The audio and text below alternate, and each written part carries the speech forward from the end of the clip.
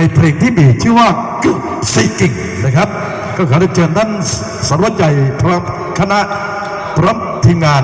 ขอเชิญให้เข้าสู่พรวงได้เลยครับเชิญครับ บรรยากาศมอบให้พี่น้องเขาอาจเป็นจังหวะส่งๆไปในเกินสิ่งที่พี่น้องเขาจากแก่ทางทีมงานศิลปะดนตรีบุญทวีชัยเขาเสริมสร้างบรรยากาศมอบให้เนาะกระสุนมวนๆนำกับพี่น้องเขาทุกโลกทุกวันให้พี่น้องเลย